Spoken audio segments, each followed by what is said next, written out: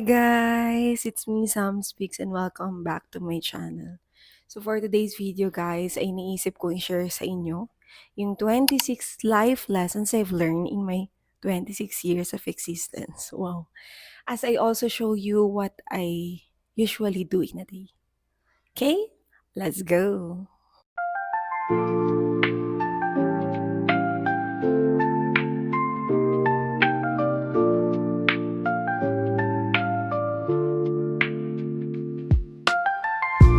Number one life lesson. The first thing you do in the morning determines your day. So, ano yung una mong ginagawa sa umaga?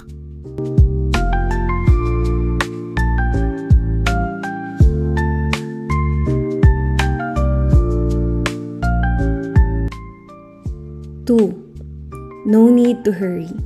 It will certainly happen at the right time.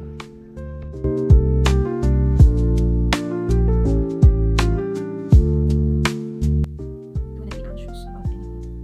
But in every situation, with prayer and petition, with thanksgiving, present your request to God. And the peace of God which transcends all understanding, will guard your hearts and your minds in Christ Jesus. Oh, thank you, Lord. Thank you, Lord. There's nothing to fear. There's nothing to fear. There's nothing to fear. Thank you, Lord, for your promise. We just have to present our request to you. We just have to give it all to you, God. We just have to let it go and let God. Third life lesson, be careful with what comes out of your mouth. They show what's within you.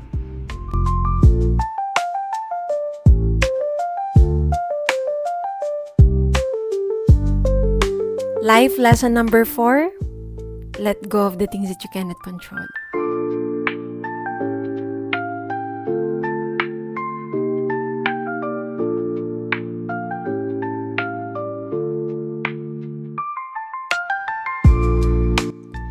Fifth on my list, don't take everything personally.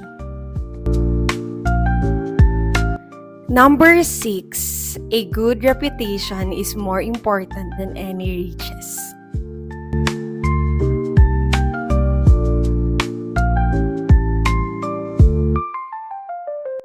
Seven, the life that you have right now is simply a reflection of your mindset.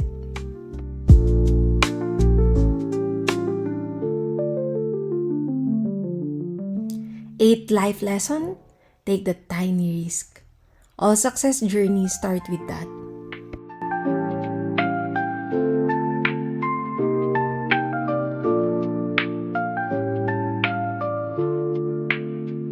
Lesson number 9, put in commitment and consistency to anything that you'd want to thrive.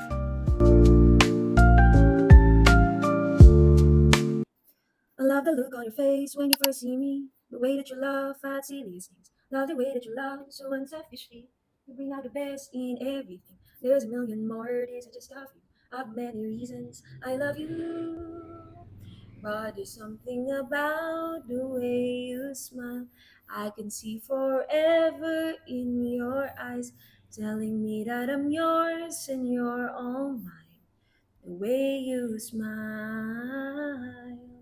We're like two lovers in a sweet romance. I'm your little lady and you're my man. You could say I love you with just a glance. The way you smile. Number 10, never feel guilty when you rest. It's a must in life.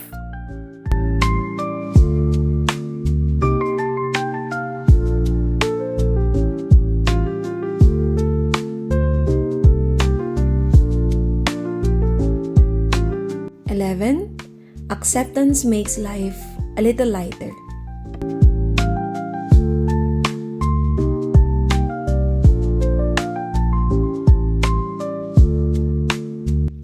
Number 12 on my list, individuals who don't make mistakes often don't discover new ideas.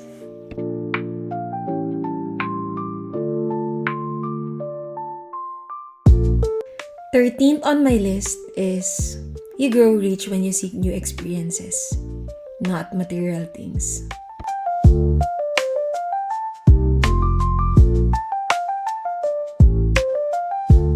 #14.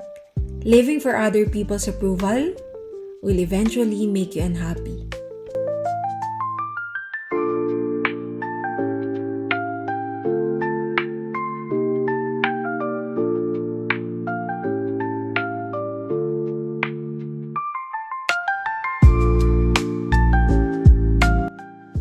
"15. Life is short and uncertain. Make time for people."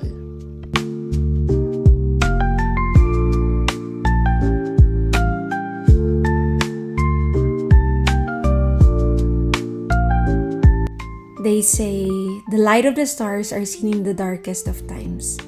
And so, number 16, we learn something when things get tough.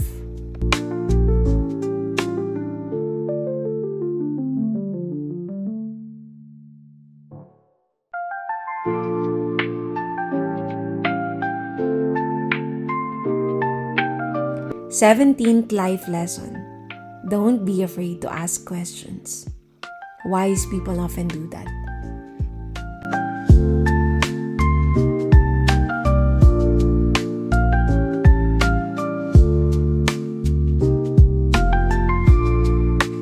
Naligo na ako, guys. And kakalagay ko lang ng sunscreen. So, I'm using Lux Organics.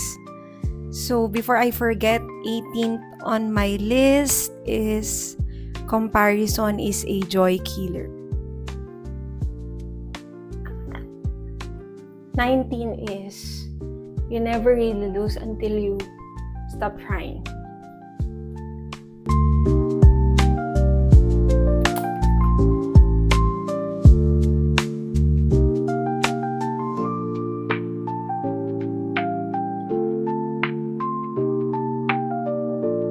Number 20 is control your mind or it will control you.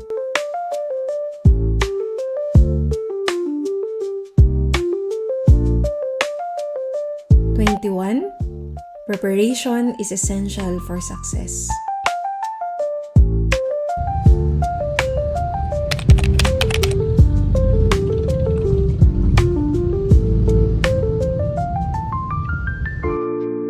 22. It's definitely okay to feel lost sometimes. Kaya nga even si Jesus, di ba? No, the begotten Son of God, no, I believe he had more energy than all of us, di ba? Pero si Jesus, sabi ng Bible, early in the dawn, Jesus Christ always went to the hill, no, to encounter his Father, to come before the presence of the Father. So Jesus na yun, di ba? The Son of God. He knew how important to him, no, to be always in the presence of the Father. Kaya he really loves to wake up as early as he could, and then sabi nga, he went to the hill, no, and prayed to the Father. Okay?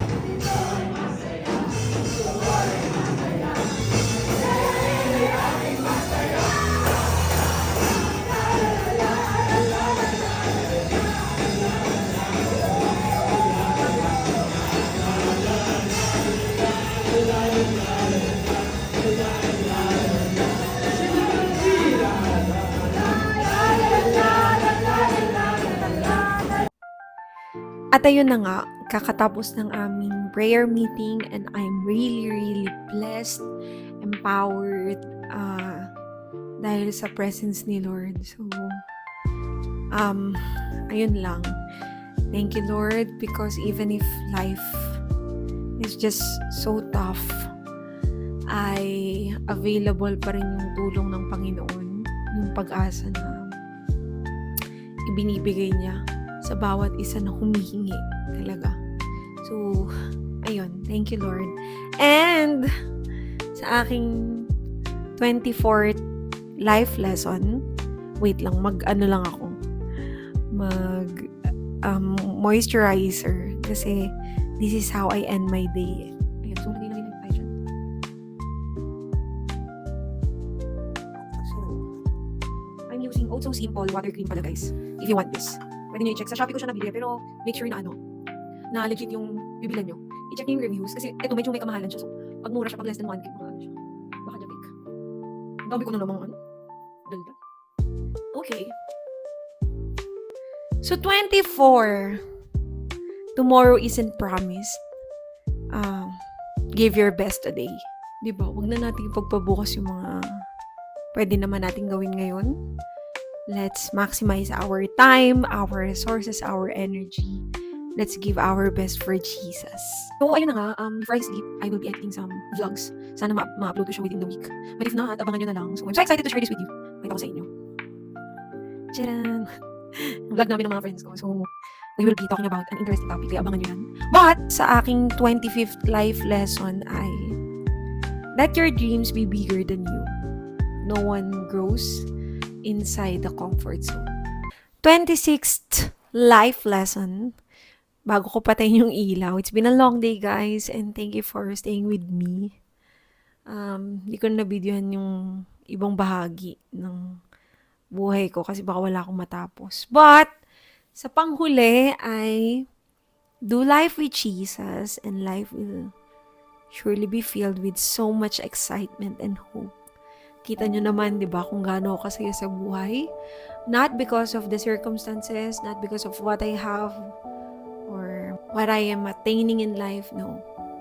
Life is filled with so much joy because Jesus is here. And that's it for today, guys. Ano yung pinaka-favorite nyong life lesson na gusto nyong baunin sa buhay? Wow.